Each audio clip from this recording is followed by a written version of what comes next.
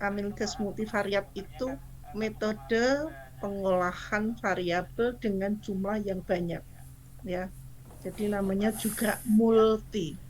Variabelnya banyak, lebih dari satu, dan tujuannya untuk mencari pengaruh variabel tersebut terhadap suatu objek secara stimulan atau serentak. Ya.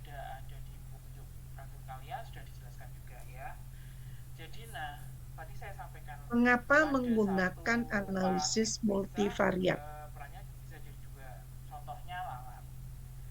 Pada dunia nyata, ya, selalu melibatkan banyak variabel dan sebaiknya variabel-variabel itu dianalisis secara simultan. Ada kenyataannya untuk menggambarkan suatu permasalahan tidak cukup hanya menggunakan satu variabel.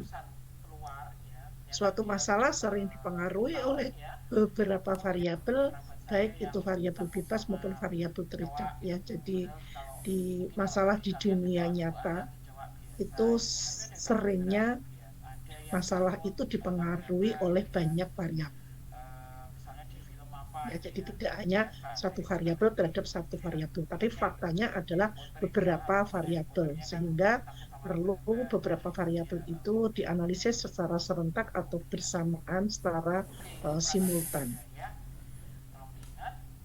Nah, sedikit saya ulang kembali, ya, karena ini akan nanti berhubungan dengan pemilihan untuk analisis multivariat juga, ya.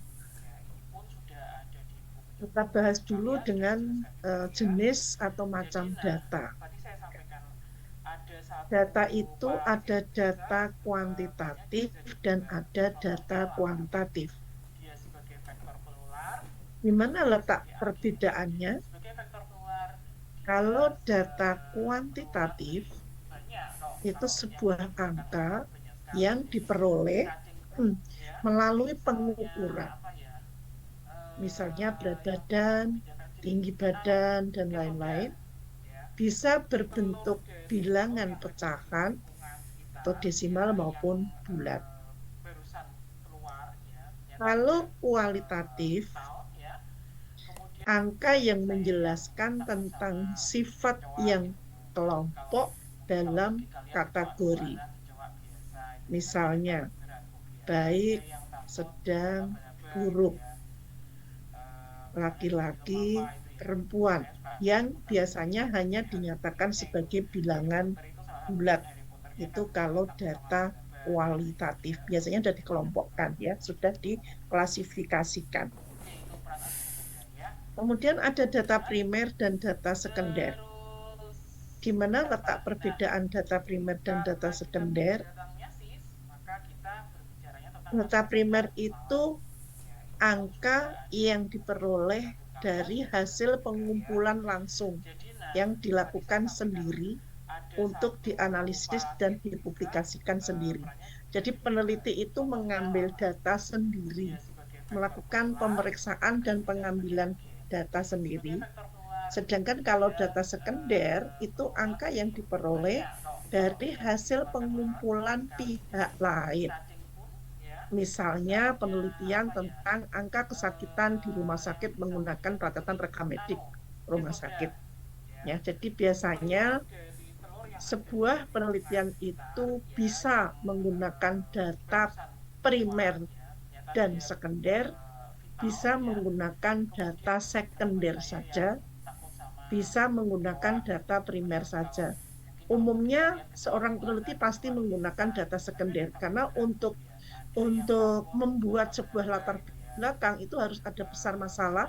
Besar masalah itu biasanya kita mencari dari sebuah profil. Ya, profil itu adalah data yang sudah disiapkan oleh lembaga lain. Dalam hal ini adalah mungkin Kementerian Kesehatan ataukah Dinas Kesehatan, maka itu yang disebut dengan data sekunder.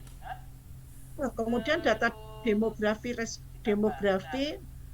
pada lokasi pengambilan data. Ya, katakanlah mau ambil data di wilayah Puskesmas Genuk, maka di situ harus cari profil berapa jumlah ibu hamilnya, berapa pasangan usia suburnya, berapa ibu yang menggunakan kontrasepsi KB, dan seterusnya kalau kita mau ngambil data di situ.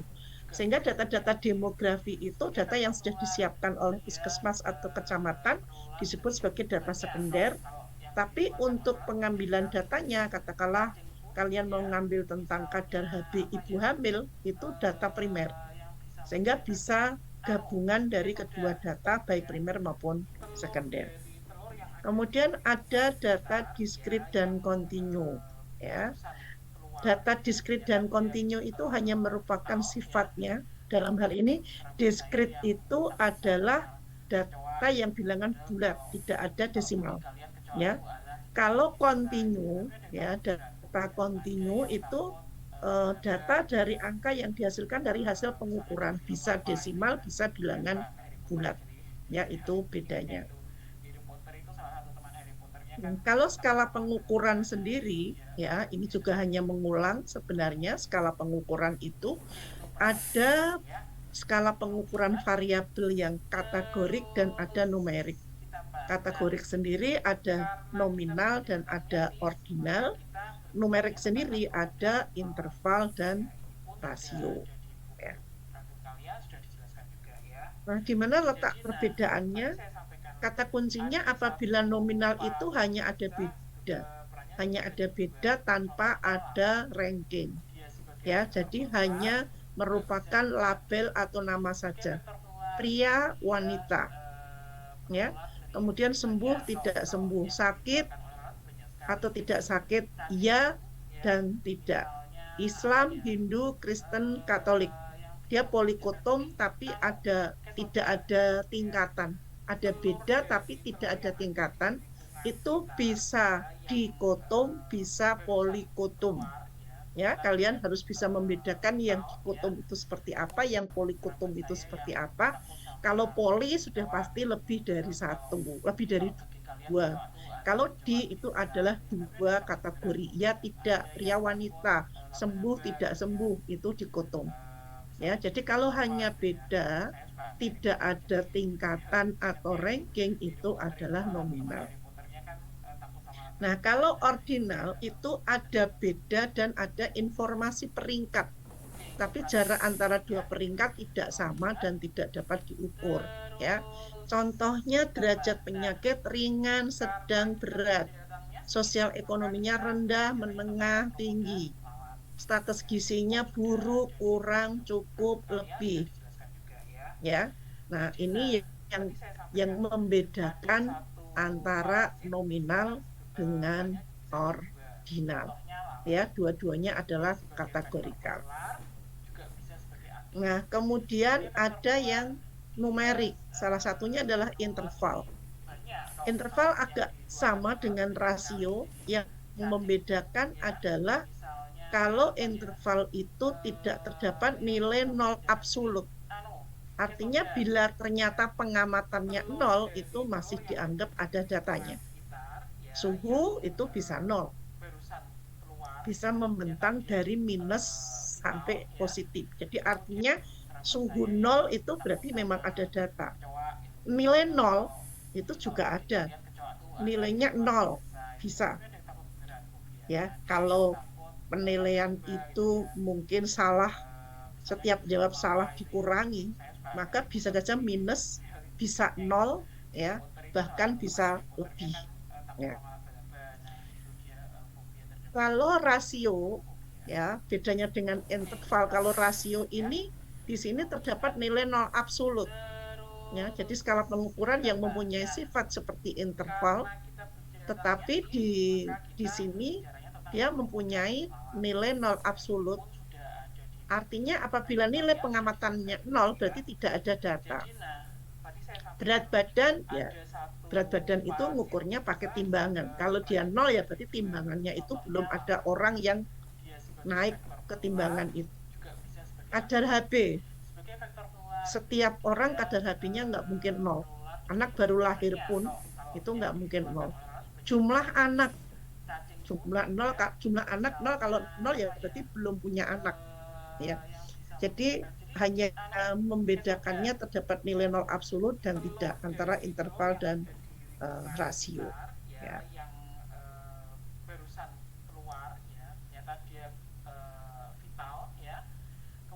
Nah, kemudian teknik multivariat itu ada teknik dependen dan ada teknik independen.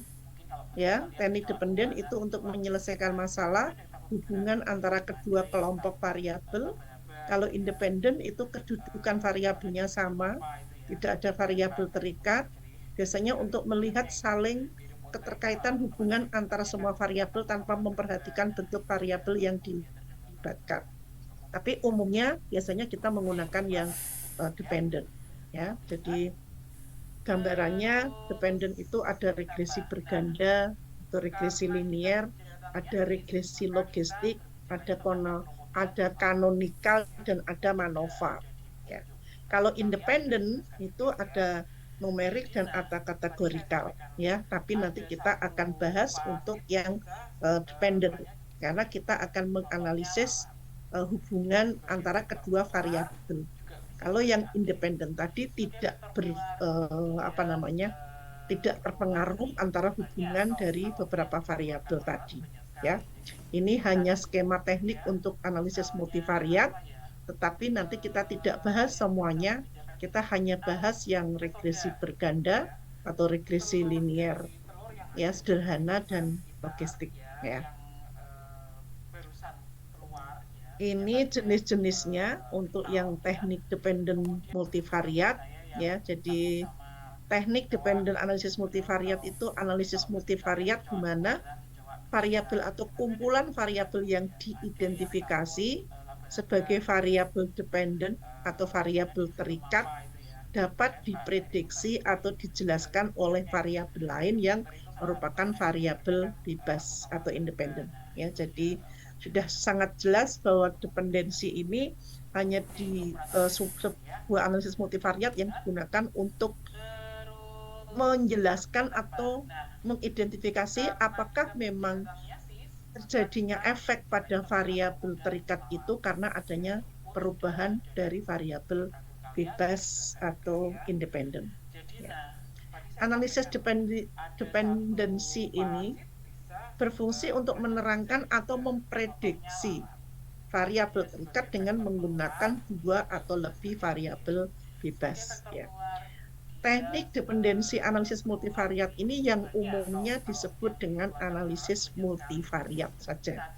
Ya, jadi kalau kita menggunakan analisis multivariat, berarti multivariat itu yang digunakan adalah multivariat yang teknik dependensi saja. Kalau yang interdependensi analisis multivariat itu analisis multivariat ya yang melibatkan analisis secara serentak dari semua variabel dalam satu kumpulan tanpa membedakan mana variabel terikat maupun variabel bebasnya. Ini nama-nama ujinya ya, jadi ada cluster, ada kanonik, kemudian ada MANOVA ya. Jadi ini termasuk yang uji dependensi tadi ya, bahwa sering kita mendengar istilah MANOVA ya. Apa bedanya dengan ANOVA? Karena biasanya adik-adik taunya ya ANOVA ya.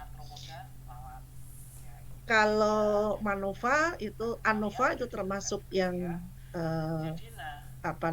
bivariat ya, cuman yang kelompoknya lebih dari 2 kelompok.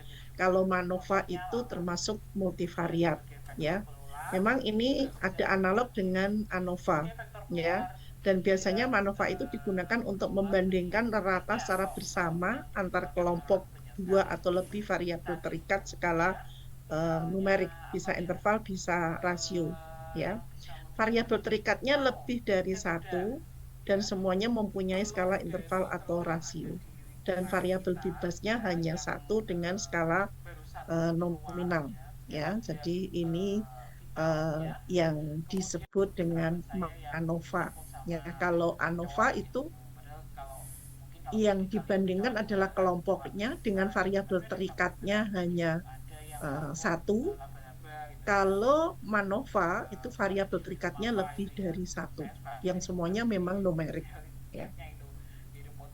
Kalau variabel terikatnya lebih dari satu, ya variabel bebasnya satu dengan skala nominal. Ya, ini hanya contoh saja, ya. Jadi variabel bebasnya ada tempat lahir, ya berarti pedesaan atau perkotaan, yaitu satu variabel dengan skala nominal atau dikotom desa kota. Ada beda, tidak ada ranking. Variabel terikatnya berat badan, panjang badan, kemudian lingkar kepala, lingkar dada, lebih dari satu variabel dengan skala rasio. Ini contoh untuk yang MANOVA. Ya, kita umumnya untuk sampai di esket itu cukup ANOVA. Ya, MANOVA itu biasanya kalau variabel terikatnya lebih dari satu dan itu bisa nanti di tesis atau disertasi.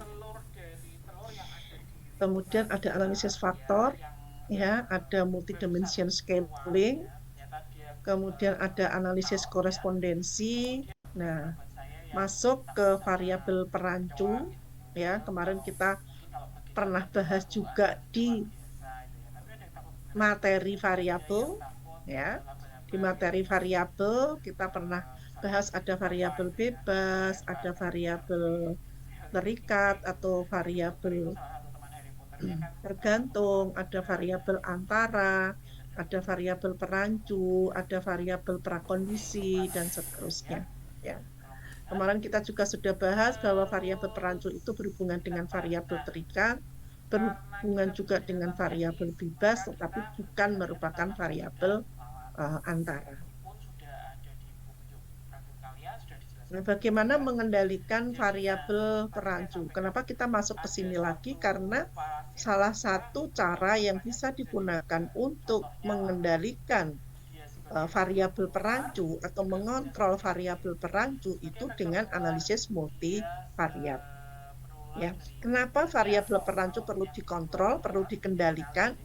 Karena khawatirnya terjadinya perubahan atau efek pada variabel terikat itu tidak hanya terjadi karena perubahan pada variabel bebas, tapi juga terjadi akibat variabel perancu. Jadi kenapa variabel perancu harus dikendalikan? Ya, harus dikendalikan kenapa?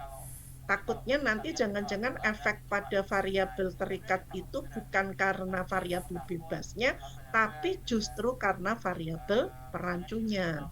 Makanya kenapa perlu dikendalikan.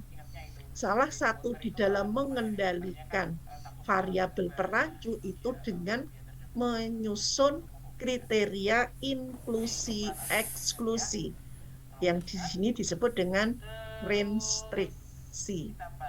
Ya, jadi restriksi itu adalah sebuah cara atau kita yang biasa nyebut adalah membuat kriteria inklusi eksklusi yang gunanya untuk menseleksi supaya variabel perancu itu bisa terkendali. Ya. Cara lain bisa menggunakan matching atau randomisasi atau bahkan bisa menggunakan analisis multivariat. Ya.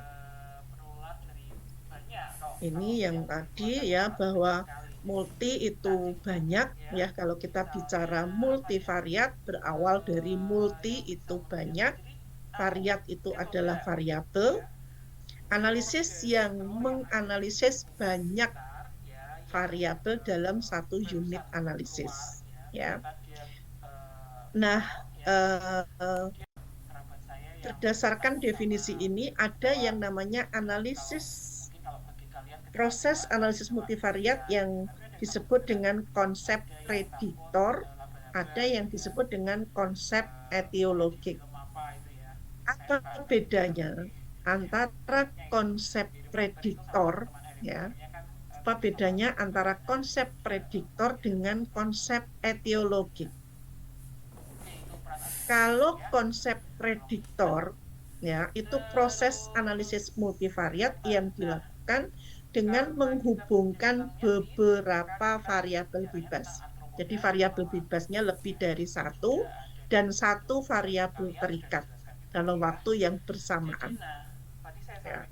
Jadi menganalisis katakanlah 5 variabel bebas, 1 variabel terikat dalam waktu yang bersamaan. Itu prediktor, konsep prediktor. Apa bedanya dengan konsep etiologi? Kalau konsep etiologi itu analisis variabel bebas dan variabel terikat, tetapi dengan mengikutkan variabel perancu atau pengganggu.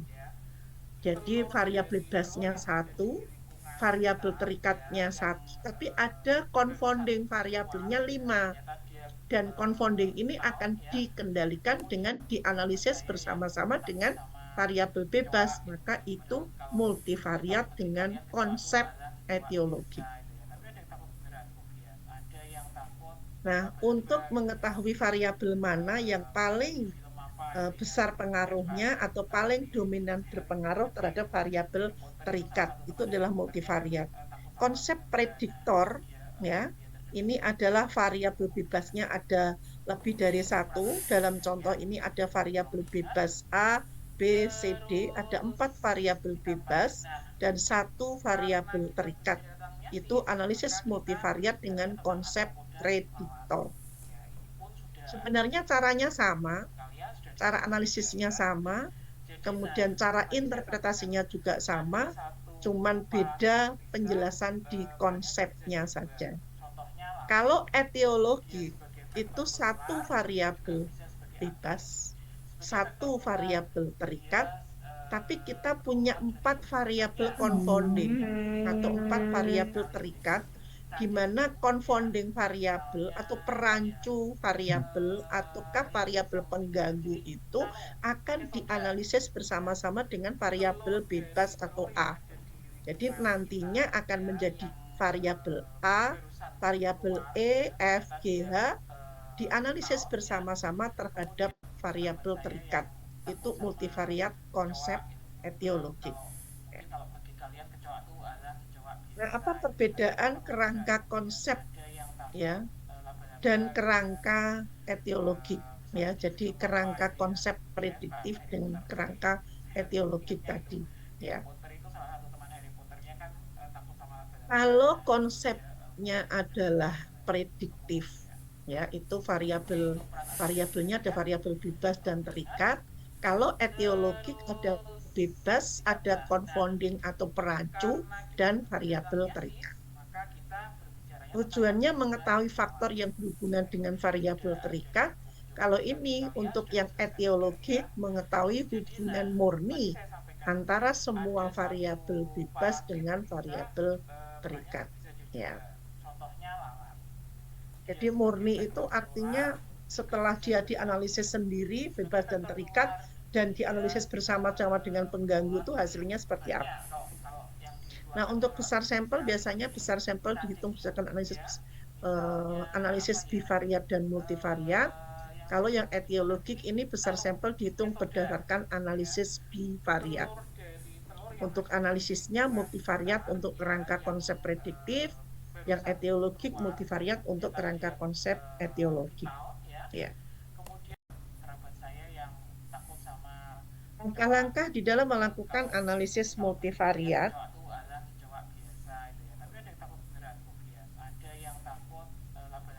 Yang pertama, menyeleksi variabel yang akan masuk ke dalam analisis multivariat.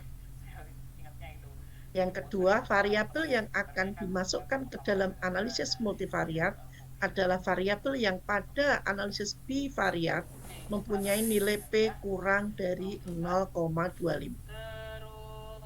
Dari mana nilai 0,25? Ya, ini dari sebuah literatur.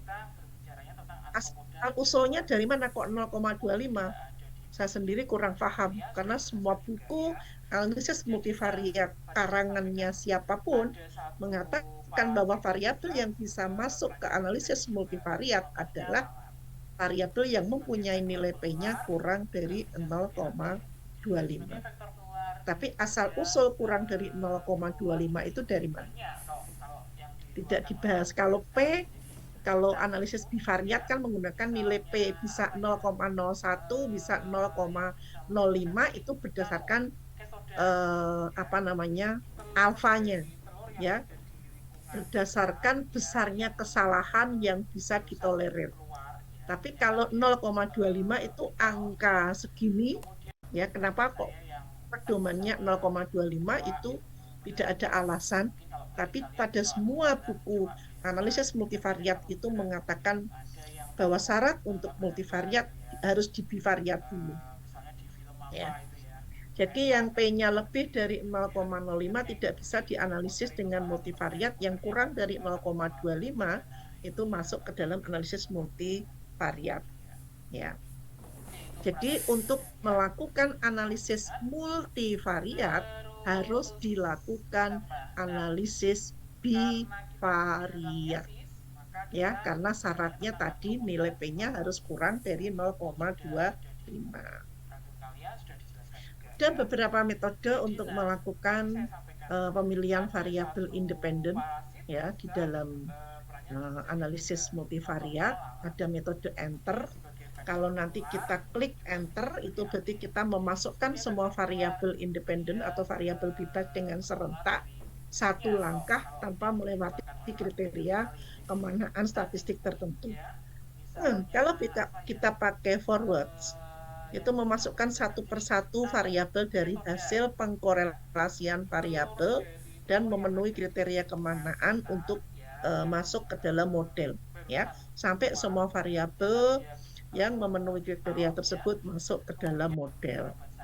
Variabel yang masuk pertama kali adalah variabel yang mempunyai korelasi parsial terbesar dengan variabel terikat atau tergantung. Ya, biasanya versi SPSS mensyaratkan kriteria variabel yang dapat masuk adalah yang 0,05, artinya variabel dapat masuk model bila variabel mempunyai nilai P-nya ini. Ya, itu forward. Kemudian backward. Ya, backward itu memasukkan semua variabel ke dalam model, tetapi kemudian satu persatu variabel bebasnya dikeluarkan dari model berdasarkan kriteria. Ya, variabel yang pertama dikeluarkan adalah variabel yang memiliki korelasi parsial terkecil dengan variabel dependent. Ya, jadi variabel yang mempunyai nilai P lebih dari 0,1 dikeluarkan dari model. Itu kalau backward. Kemudian ada metode stepwise. Stepwise itu kombinasi antara forward dan backward. Dimulai dengan pemasukan satu persatu variabel independen hasil pengkorelasian. Ya. Kemudian ada metode remove. Kalau remove itu mengeluarkan semua variabel bebas dengan serentak satu langkah tanpa melewati kriteria kemanaan statistik tertentu. Mau pilih remove, stepwise, atau forward, atau backward, atau enter, itu sebenarnya nggak begitu berpengaruh. Ya, cuman nanti hasil outputnya itu akan lebih mudah yang mana yang kita baca. Gitu. Ya. Nah, untuk jenis analisis multivariat yang akan kita bahas adalah yang dependensi tadi, hanya yang regresi logistik dan regresi berganda atau linear, ya. Regresi berganda, ya, ini melibatkan satu variabel terikat dalam bentuk numerik dan lebih dari satu variabel bebas. Jadi bebas dan terikatnya dua-duanya dalam bentuk numerik. Itu kalau berganda. Ya. Tujuannya untuk memperkirakan atau meramalkan atau memprediksi nilai Z. Z itu adalah variabel terikat. Jika X itu adalah simbol yang digunakan untuk variabel bebas, ya, itu diketahui. Hubungan antara variabel bersifat linear, ya, semua variabel bebas berpengaruh terhadap variabel terikat dengan arah yang sama. Ya. Kalau berganda itu variabel bebasnya lebih dari 2 dan variabel terikatnya 1, ya. Kemudian skala datanya adalah tadi, ya, numerik, ya. Model persamaan regresinya, ya, bisa saja kalau 2 itu berarti Y, sama dengan A ditambah B1 X1 plus B2 X2. Kalau 3 ya berarti B3 X3. Kalau 4 ya berarti sampai B3 X4 dan seterusnya, tergantung variabel bebasnya ada berapa. Perlu difahami bahwa regresi berganda atau biasa disebut dengan regresi linier, ya, regresi linier berganda, itu variabel bebas dan terikatnya itu sama-sama numerik. Ya. Kemudian kalau regresi logistik itu variabel bebasnya lebih dari satu, tetapi skala pengukurannya semuanya adalah kategorik. Ya. Ini contoh untuk yang regresi berganda, ya. Penelitian tentang faktor-faktor yang berhubungan dengan berat badan bayi, otomatis numerik, ya. Variabel bebasnya adalah berat badan ibu dalam kilogram, umur ibu dalam tahun, frekuensi melakukan ANC, ya, frekuensi berarti berapa kali selama kehamilannya, variabel bebasnya BB ibu, umur, frekuensi ANC itu rasio, variabel terikatnya adalah BB bayi itu juga rasio. Ya, kita masukkan data ke dalam SPSS, kemudian melakukan analisis bivariat dulu. Bivariatnya berarti BB ibu dengan BB bayi, umur dengan BB bayi, frekuensi ANC dengan BB bayi. Kenapa? Karena variabel bebasnya ada 3. Kalau variabel bebasnya lebih dari 3, ya semua dianalisis satu persatu dulu. Variabel yang hasil analisis bivariatnya mempunyai nilai P kurang dari 0,25 yang dimasukkan dalam analisis regresi linier ganda atau berganda. Ya. Ini contoh hasil analisis bivariat, ya, antara berat badan bayi, ya, dengan BB ibu, umur, ANC. Yang dilihat adalah nilai signifikansinya. Terlihat bahwa p-value pada BB ibu dengan BB bayi, ya, BB ibu dengan BB bayi 0,313, kemudian umur dengan BB bayi itu 0,001, kemudian ANC dengan BB bayi 0,000. Ya. Dari output yang nampak ini, variabel yang mempunyai nilai p-value kurang dari 0,25 adalah umur ibu dan ANC. Ya, 0,01 dan 0,00. Berarti umur dan ANC ini bisa masuk ke analisis multivariat, yaitu dengan regresi linier ganda atau berganda. Kenapa? Karena datanya adalah rasio semua. Ya. Nah, setelah itu masuk di klik analyze, kemudian regression, linier, ya, kita masukkan, akan ketemu, dan muncullah, ya, ada beberapa output. Yang penting yang kita lihat adalah di model summary-nya, kemudian di ANOVA-nya, dan di koefisiennya. Ya. Pada kotak model summary, terlihat R-score, ya, yaitu koefisien determinan.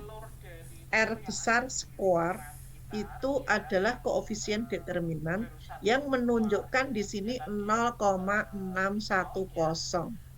Artinya bahwa model regresi yang diperoleh dapat menjelaskan 61% variasi variabel dependen. Ya. Jadi artinya bahwa terjadinya efek pada variabel terikat, yaitu berat badan bayi, ya, itu dipengaruhi 61% dipengaruhi oleh variabel terikat, yaitu ANC dan umur ibu. Ya. memang untuk penelitian yang dikatakan bagus, yang R-square-nya adalah yang lebih dari 60%, lebih dari 0,6. Kalau 61% bisa memprediksi, maka kemungkinan berat badan bayi itu dipengaruhi, prediksinya dipengaruhi oleh ANC dan umur. Nah, yang 40% itu dipengaruhi oleh variabel lain. Ya. Nah, pada kotak ANOVA, kita lihat hasil yang menunjukkan nilai P 0,00. P itu adalah disignifikansi, ya. 0,0000. Artinya pada alfa 5% kita dapat menyatakan bahwa regresi ini cocok atau fit dengan data yang ada. Dikatakan bahwa variabel tersebut secara signifikan dapat untuk memprediksi variabel berat badan bayi. Ya, itu di ANOVA. Nah, pada kotak koefisien kita lihat bahwa variabel umur mempunyai nilai P 0,002 dan ANC 0,000. Duanya nilai P-nya kurang dari 0,05. Karena tadi kita tetapkan alfanya 5%. Kedua variabel ini merupakan prediktor dari berat badan bayi. Selanjutnya kita bisa membuat rumus regresinya.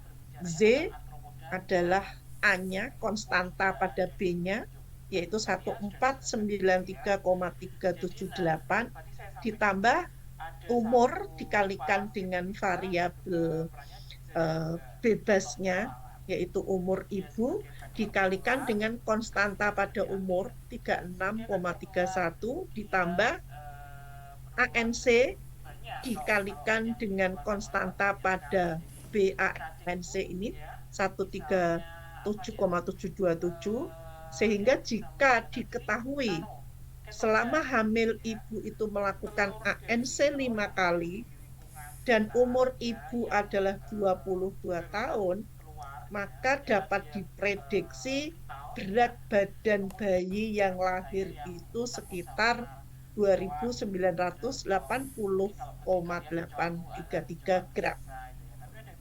Nah, nanti apabila ANC-nya hanya 2 kali, umur ibunya 30 kali, berapa berat badan yang diprediksi, itu akan bisa memprediksi. Ya, jadi kelebihan daripada regresi linier ganda atau regresi berganda itu bisa memprediksi variabel terikat melalui variabel bebas tadi. Ya, soalnya modulnya seperti ini. Nah, kemudian yang berikutnya adalah latihan untuk yang regresi logistik. Ya, ini ada konsep prediktor. Ya, seorang peneliti ingin mengetahui faktor-faktor yang paling dominan berpengaruh terhadap sikap ibu dalam menyusui ASI eksklusif. Variabel bebas yang akan diteliti adalah usia, pendidikan, pekerjaan, jumlah anak. Tentukan prediktor atau variabel yang paling berpengaruh terhadap sikap ibu dalam menyusui ASI eksklusif. Variabel bebasnya lebih dari 1, kategorikal yaitu usia ibu. Tadi dikatakan akan dikelompokkan, kalau kategori berarti dikelompokkan, pendidikan, pekerjaan, dan jumlah anak. Variabel terikatnya 1 juga kategorikal, contohnya adalah sikap ibu tadi. Ya. Karena skala data nominal dan jumlah variabel bebas lebih dari 1, maka dianalisis dengan regresi logistik. Ya. Sebelumnya untuk mengetahui harus dilakukan uji bivariat, yaitu dengan binari logistik. Ya. Jika hasil binari logistiknya kurang dari 0,25, jadi binari logistik ini uji bivariat. Ya, uji bivariat pada data yang mempunyai skala variabelnya kategorikal. Kalau tadi yang rasio-rasio pakainya bisa uji korelasi tadi. Ya. Kemudian dimasukkan akan mendapatkan hasil seperti ini, ya. Jadi karena nilai P variabel usianya 0,081 itu kurang dari 0,25, maka variabel ini dapat diikutkan dalam uji regresi logistik, ya. Ini nilai P variabel pendidikannya 0,13, di hasil outputnya pekerjaannya 0,003, kemudian jumlah anaknya 0,005, semuanya bisa masuk di dalam kurang dari 0,25 sehingga bisa masuk regresi logistik ya.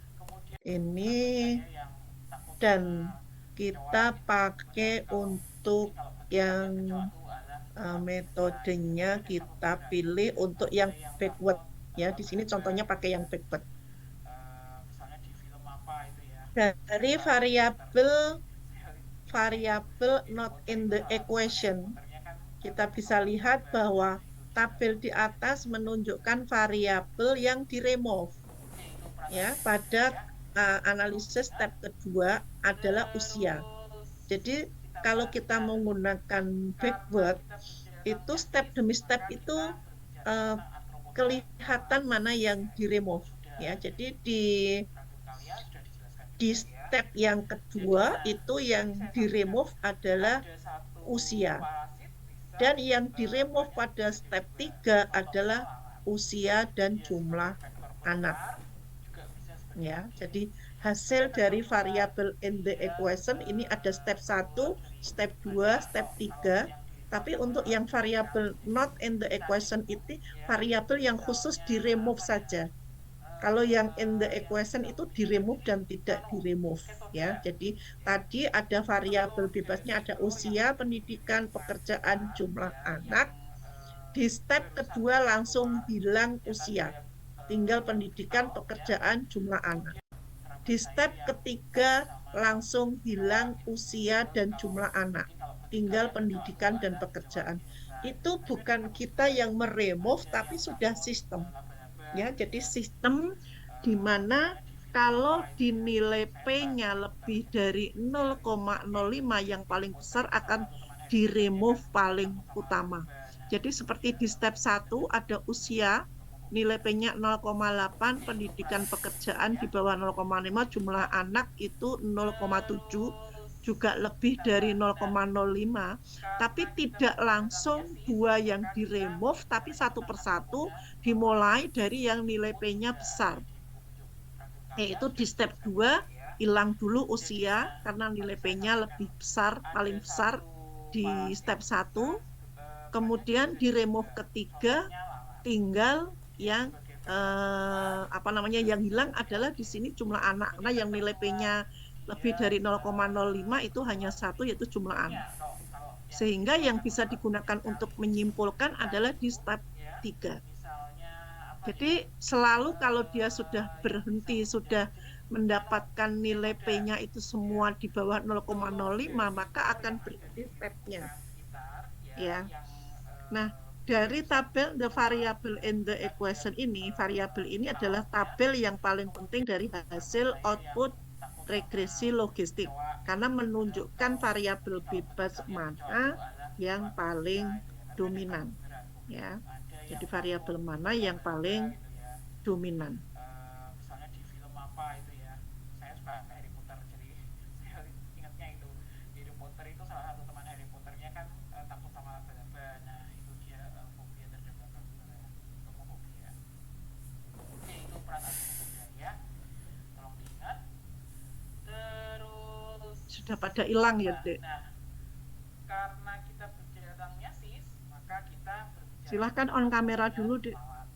Ya, ini pun sudah ada di buku grafik kalian, sudah dijelaskan juga ya. Jadi nah, tadi saya screenshot yang tidak on kamera ya, Dek. Bisa perannya bisa jadi juga. Contohnya lalat. Dia sebagai vektor penular juga bisa sebagai agen.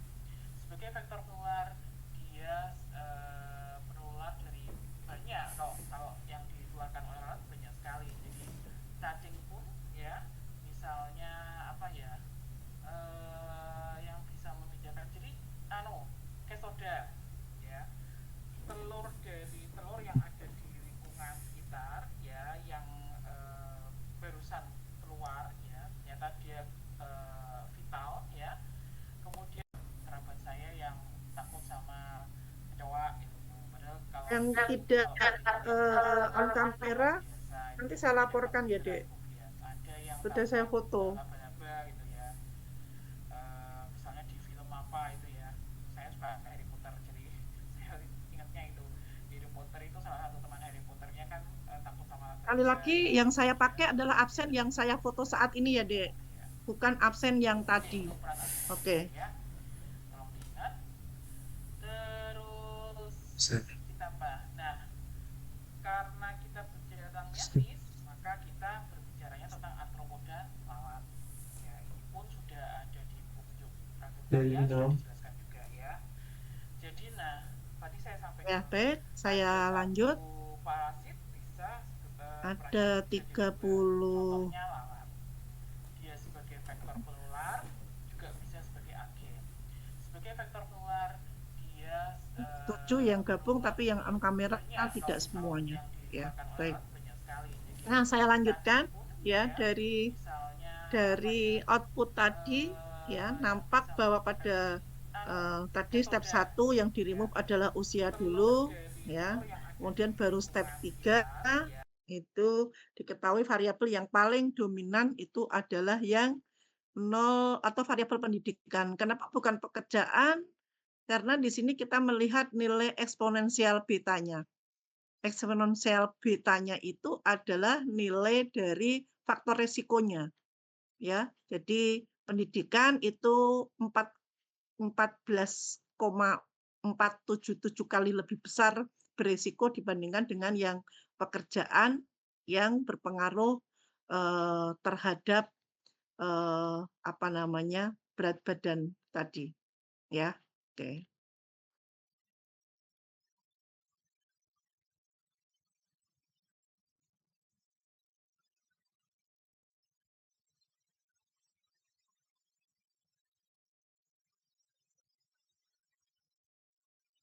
Nah, ini eh, latihan untuk yang regresi logistik yang konsep etiologik ya. Jadi tadi kalau konsep tadi adalah yang konsep etiologik, ini yang konsep yang variabel bebasnya 1, terikatnya 1, tetapi ada variabel confounding yang akan diikutkan. Kalau tadi ya itu adalah variabel bebasnya lebih dari 1. Ya, tapi tidak mengukur atau menganalisis variabel pengganggu atau confoundingnya. Ya, jadi ini seorang peneliti ingin mengetahui ya untuk apa namanya kadar kolesterol dengan derajat stenosis ya. Kadar kolesterolnya dikategorikan menjadi normal, tidak normal, kemudian derajat stenosisnya dengan signifikan, non-signifikan, ada variabel pengganggunya, jenis kelamin, hipertensi, DM, usia, obes, merokok. Yang ini mempunyai skala pengukuran kategorik semua. Peneliti akan menghubungkan kedua variabel, yaitu bebas dan terikat bersama-sama dengan pengganggunya. Jadi pengganggunya akan dianalisis, dikendalikan dengan multivariat. Karena skala data nominal dan jumlah variabel bebas lebih dari 1, ya, variabel bebasnya ditambah dengan variabel pengganggu tadi, maka datanya dianalisa dengan regresi logistik. Yang sebelumnya harus diketahui variabel mana yang berhak diikutkan uji multivariat. Ya, diuji dulu dengan binary logistik yang hasilnya dicari yang kurang dari 0,25. Ya. Kemudian hasil analisis bivariatnya setelah dirangkum, ya, itu adalah yang ada bintangnya, ini yang bisa ikut di dalam analisis multivariat, ya, yang P-nya kurang dari 0,25, yaitu jenis kelamin, kemudian usia, kemudian DM, kemudian status nutrisi, dan status merokok. Ya.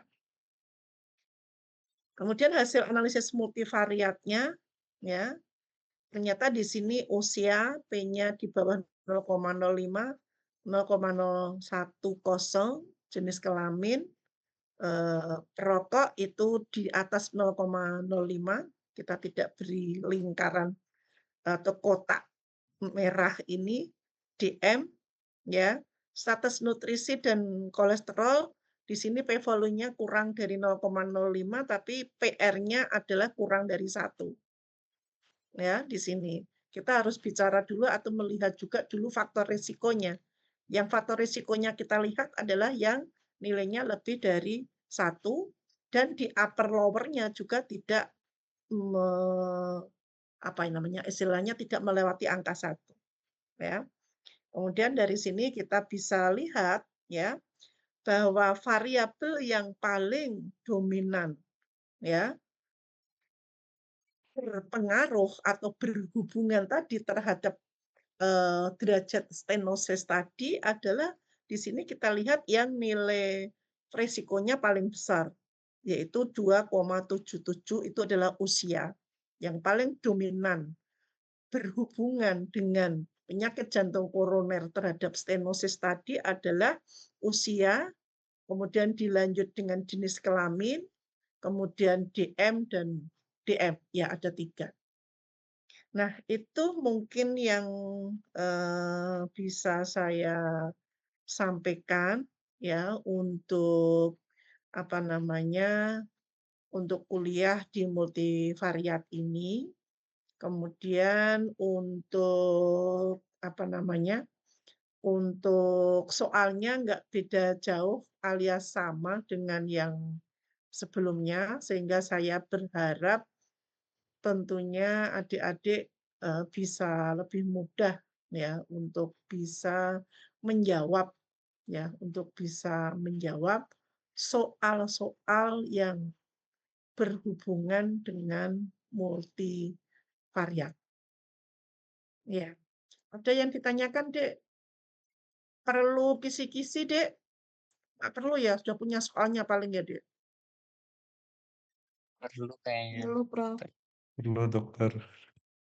Oke, sebentar.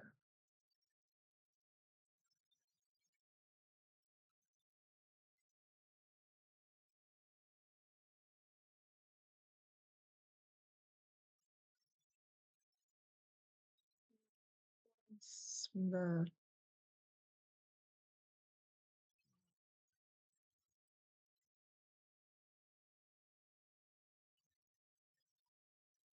Belita masih di sini?